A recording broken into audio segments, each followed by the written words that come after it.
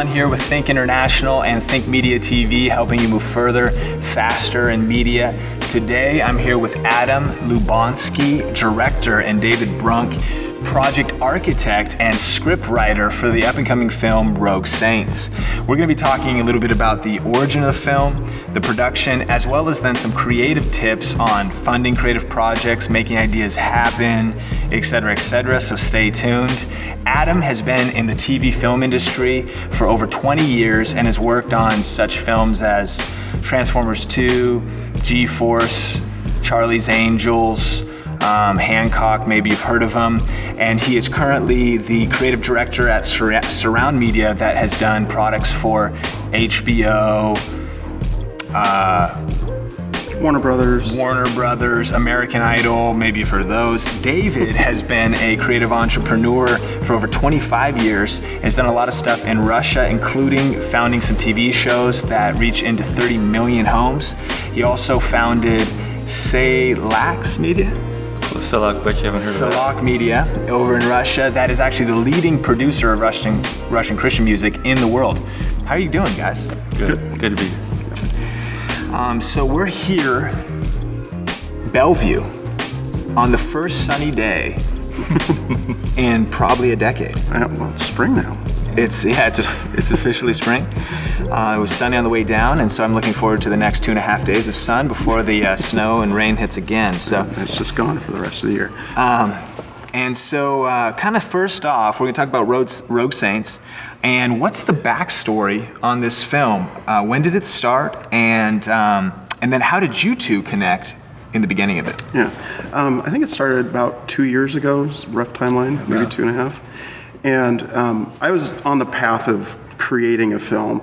And the goal in doing that was just to create something that was entertaining, just to do something that had a good story behind it, and was kind of developing this idea of a couple of guys who were after a treasure that was buried underneath a church. And the reason why it was underneath a church is I knew I could do it economically with the things that were at my disposal.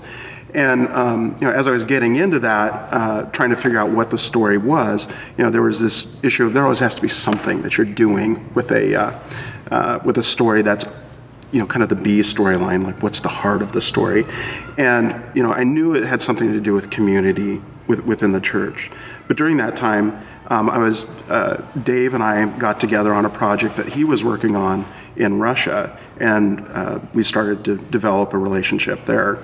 And do you want to kind of talk about that? And Sure. Adam was the one that really gave us the idea on how to do these television shows economically. They look fantastic, and he said, here's how you set it up, and we got a little bit of equipment, went back, and they're generally considered the highest quality television shows, music shows on Russian TV. But on a storyline, I'd read these fascinating books by Putnam Bowling Alone, and also a fascinating book called The Lonely American about isolation and loneliness in America. The most interesting thing about that being that it's a hidden, they call it a social epidemic, meaning that most people wouldn't say the top 10 things they face are that they're lonely. And yet most people, if you said, do you have as many friends as you had as you were a kid? Are your neighborhoods do you know your neighbors like you did when you were a kid? Are you in as many social groups as your dad was when you were a kid? And if you start doing it, most people go, no. And the statistics say that there's this huge number of people, though we've never been more connected technologically, we've never been more isolated socially. So Adam's telling me this story, and I'm going, man, we could kind of fit this in with this whole thing of social isolation, and these two guys. If you're going to steal something from a church, you can't just start digging under a church. You got to get involved so you don't show up. So we have them volunteering to be janitors, volunteering to do this, volunteering. And suddenly they get plugged into this whole network of people, and they start to find out, find answers, as Adam was saying. So I could keep going. You got to stop, Sweet. Man. Yeah. No, that's awesome. So there's very much that underlying message to the societal problem of loneliness. Yeah, we think so, but very important. We didn't want to make another Christian film. I don't know how much to go into that, but we really didn't want to make. We really wanted to really develop a plot, really develop characters. Usually in a Christian film, it's just the point that somebody gets saved and everybody's happy. Well, we really wrestled with, actually, do we want both of these characters actually even to meet Jesus? And in the end, we got some great advice down the line, but we went through a series of edits on the script where we really went to people in the industry and developed strong plot lines and strong characters, and not just one pinnacle event, but a series of them, and until people were very, very happy with the script. And then we decided, well, I shouldn't say too much more, but we think we have a good story. Yeah. Yeah, and to support that, any good movie, even if it's about something, you go watch Avatar, there's clearly an agenda that they're pushing in this. And most movies that you go see, there is an agenda. True. And the ones that are the most entertaining, that agenda, even if you don't agree with it, you're going to go in it, you're going to enjoy the movie. I enjoy a lot of those films, and I don't necessarily care for their agenda, but because they've entertained me, there's been a story that I care about beyond that agenda, even if I'm annoyed by that agenda. Sure. I had a good time. And our goal was actually first and foremost, just to make sure that the film was a good time. And if you came out of it going, you know what, I'd like to look at my church a little bit differently because I went and saw that, awesome. That's great. And certainly if you go and you engage in your church, you're going to encounter Christ. It's just going to happen. Right. And hopefully we showed that. Yeah. Love it. Okay, so right now the film is in post-production, and will be coming out later this year. But speak a little bit to the pre-production and production phase. How'd you guys fund the film? What were some of the things you shot on? Where, locations, actors? Sure. When we set out to do this, there were a couple of, you asked how did we fund it. First of all, Dave and I funded the film.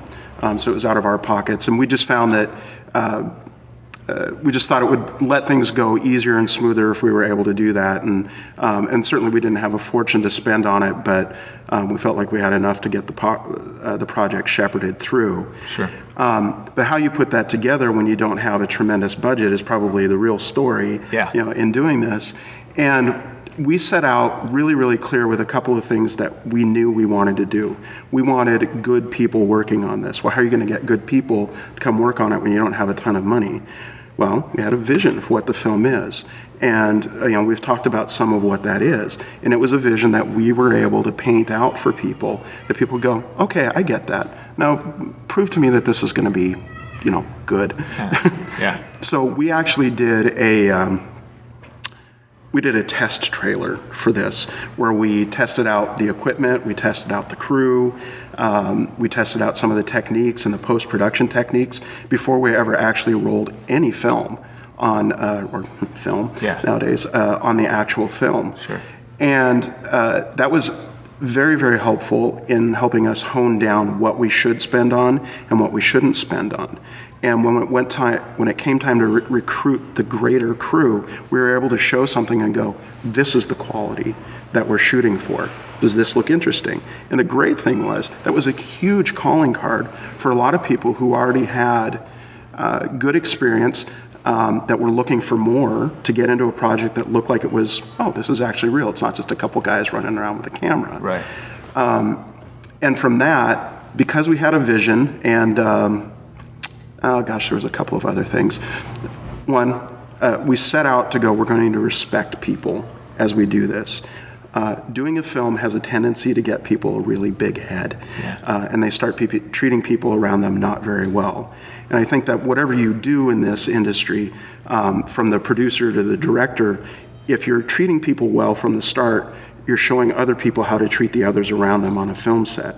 So it gives people a lot of responsibility, and it gives them a lot of trust. You go, I trust you, Sean, to handle this part of the film. Now come talk to me, and if you screw something up, it's not about you screwed up, we're solving a problem together. Yeah. Well, that encourages them to go down and treat the rest of the people on the film that way. Sure. And so what you wind up with is this whole community, what we're trying to do in the film, that's actually working toward a common goal that they already had a vision set out for. They see day to day how to actually obtain it. And in the end, you wind up with what we wound up with, a whole community of people that now are out making other films together. They're still involved in post-production on this. Yeah, I love it. And then, of course, finally, we fed people, like a lot. Yeah, cool. Yeah, not only did we get it done, but we heard over and over again that it was the most professionally run movie that a lot of very experienced actors and technicians had ever been on. So I have to give Adam credit. It wasn't just that we actually ended up building a community that the script is about. It was done very well. It was done very well. It was a good product. And very simply, did you pay actors? And what are some of the equipment, just kind of basic equipment you guys did to get it done? Well, we tried to do things as low budget as possible. Where we could get volunteers, we got volunteers. Cool. For things. As far as equipment goes, we shot the film primarily on HVX 200s with Letus adapters, sometimes called lettuce adapters. That sounds so weird. And Zeiss and Nikon primes with it, and we were able to achieve a really nice, shallow depth of field where we needed it, get a very cinematic look to things. We used a jib for an awful lot of the shots, so we were able to get just kind of a nice smooth movement where it required movement. We also shot on 5Ds, Canon 5D Mark IIs. We did a lot of in-car shots, and they're so inexpensive and so small, it enabled us to mount 3 Canon 5Ds on a car and get these in-car shots that previously you'd have to get a car rig and do a tow rig and all of that. We were able to do it without all of that expense. Get the cameras rigged up and have the director in the back seat ducked down so he's not in the shot, and a sound guy in the seat behind him. So we chose an SUV so we could have the right crew in the car and not spend all that money. Actually, what we're able to do with equipment for very little money is huge. Like we couldn't have done it without how cheap some of that stuff is now. Well, I love it. So now it's in post-production. When are we expecting this film to come out? Fall. It'll be this fall. The basic storyline happens from Thanksgiving to Christmas, so it'll be a fall movie for that season. Although there'll be some pre-releases. I should say that I should be careful, but we have had a major studio that looked at the script and they liked it, and they're waiting to see the finished product. We don't know whether we would go with a major distributor, even if we could, but it's been very, very encouraging. It's a fun story, and it's been very, very well received. Love it. Well, can't wait. And right now, I actually want to switch gears a little bit. Personally, and you probably agree, I really believe that we're in a very entrepreneurial, creative time globally. I think that some would even say that we're in kind of a creative renaissance when it comes to the arts and things like that. And certainly that's been, like you mentioned, the very low entry cost to get into, say, filmmaking or design or photography or anything. Obviously the invention of the internet, the ability to communicate and share content. And then certainly I even notice a work ethic among a lot of creatives that has kind of stepped it up to really put a lot of sweat and a lot of passion into projects in a whole new way. Maybe just speak for a second to some opportunities that are maybe available kind of right now, just in this time that we're in right now. What are some opportunities? What are some things you notice about that time? Oh, gosh. The internet, and the things that you mentioned, internet, cost of equipment, cost of software, so cameras, computers, all of that, have taken what every aspiring filmmaker wanted to do 20 years ago, even 10 years ago. It was always, if I only had the money, I can only run so many feet of film. Video doesn't look so good, so I can't really do it on that. I won't be taken seriously. All of those excuses are kind of gone. It's not free to do it. It still costs, so it still takes effort on your part to purchase the equipment, but it's not such a high thing that your only choice is to go and raise money outside of what you make in your normal job. If it's important enough to you, you can probably afford to get the equipment you need to film. So it's removed that barrier. So what that's done is it's made it so you don't have to complain about any of that. It comes down to your skill. And when everybody can do it, everybody is doing it. Yeah. And at that point, the competition and the opportunity becomes in your ability to tell a story.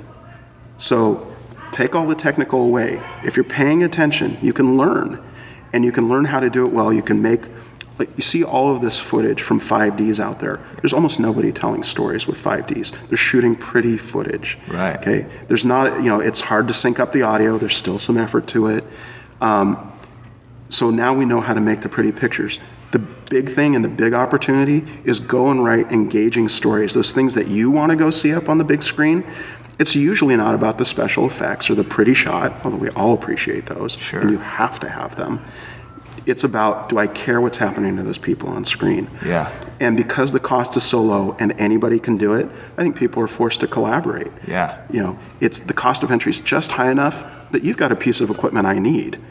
And you're not just going to let me use it, usually, Yeah. just for the sake of using it. You want to be involved. And we have to collaborate. Yep. And the great thing is, those collaborations usually yield something really great, or they blow up pretty quickly. Sure. So, Yeah, love it. I think a big issue for our studios in Russia is element, I would just say, is audacity.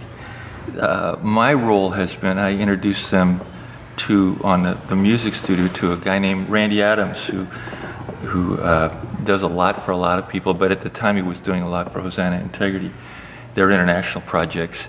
And Randy came in and he gave him some very basic ADAT machines and helped get him started, gave him some ideas on how to build a low-cost studio. And it's funny, people have spent tens and tens of thousands of dollars trying to copy our studio in that part of the world, and we build ours for thousands. But Randy came, but these guys just jumped in and started learning everything they could and borrowing equipment.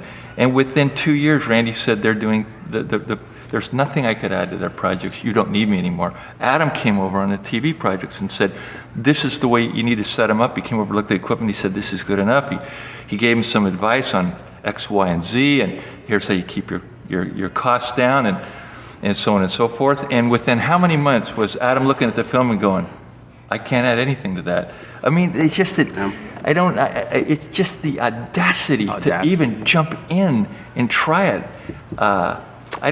I think that's a part of the human spirit, but for some reason, it's either them in that culture or the people that we work with in such a creative environment. But any technology that we bring them, they just jump in and start trying. And I think that's the key. And you're going to make mistakes, you're going to make 100 mistakes.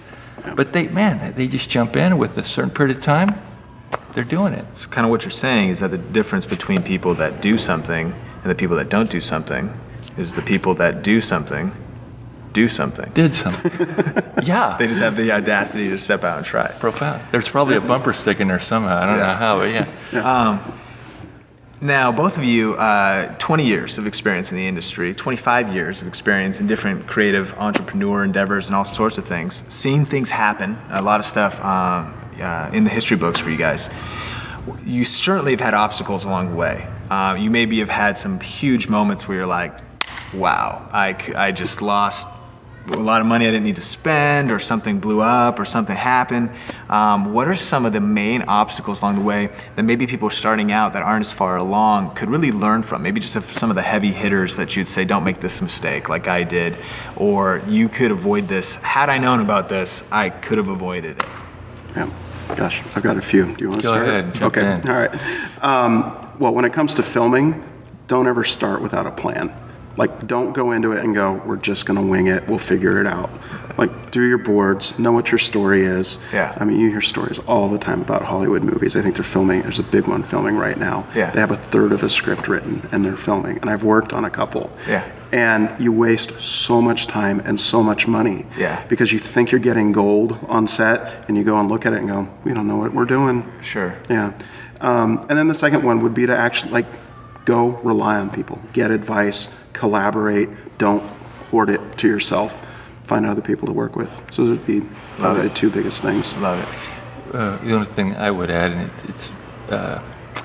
I think the best learning tool is mistakes. Don't do anything if you don't plan to review it afterwards. Sit the team down, and at every single point, say what went well, what didn't go well, and grow from it. And never expect anymore. I never expect to have the first round of anything look good, but I do expect that everybody will stick around, review it, and make the next step just a little bit better. Great. Now I just want to ask this big question too, because I know for so many, maybe what would you say to the objection of, I just can't afford it, or I don't have any money. Because that is, while at the same time, some people have a lot of vision, but to get some legs under it, it does still cost money. What are some maybe just even faith moments of saying, well, I went for it and got funding, creative ways to do things, to see stuff actually happen? Can I take that one? Please do. It's laughable how much we've spent. Adam said that we funded this ourselves, and as much as possible, we'd like to do that, and it gives us, I'm stealing Adam's line, but it gives us the creative license to not answer to an investor. And in general, the investors take, I think, 80%. And so we said, let's just see what we can do. And unfortunately, we found some fantastic volunteers. And at every position, we found someone that had experience and a good heart, and they did a great job. I was going to make a great point.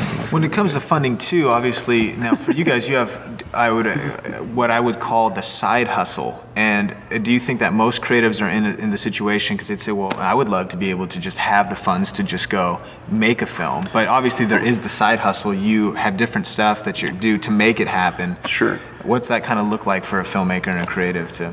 Oh, well, you do what you can afford. And we intentionally did some stuff that was probably a little beyond what we should have tried to do, just because we wanted to be pushing the envelope for ourselves. But I didn't start doing a motion picture. Yeah. I've been doing this for 20 years. Yeah. Kind of going back to the other questions, like, what would you tell people? What mistakes would you make? I would have started a lot earlier. I would have aimed for a motion picture 15 years ago. Yeah. I wish I hadn't waited this long to do the full thing. But what I did do is I did start with what I could afford. So don't go for a motion picture. Go for a short film. Remember, it's about story. Go grab your camera that, from your parents or from your neighbor or your roommate or whatever that they spent $600 on, because it isn't about that equipment. You tell a clever story and shoot it passably well, you're going to get an audience and somebody will get behind you. Yeah. That, everybody thinks, well, if only somebody would give me the money. Well, do something. Nobody will give you the money with you just talking. Right. Love it. All right, so then lastly, if people out there, they want to connect with you guys, website, social, first the movie, Twitter, Facebook, what's out there? RogueSaintsMovie.com. We're also on Facebook. If you go and look up Rogue Saints Movie, there's a fan page and then there's a personal page. Go to the fan page. There's trailers on there. We update it fairly frequently. The website is going to have a pretty major refresh with some stuff that you can interact on here in the next couple of months. Cool. If you want to send emails, you can send to Adam@RogueSaintsMovie.com and also to Dave@RogueSaintsMovie.com. There's some other place I'm forgetting. That's good. Yeah. Love it. Well, thank you so much for taking the time to sit down with Think. And thank you guys for watching Think International, Thinking Now for Tomorrow, and Think Media TV, helping you move further, faster in media. See you later.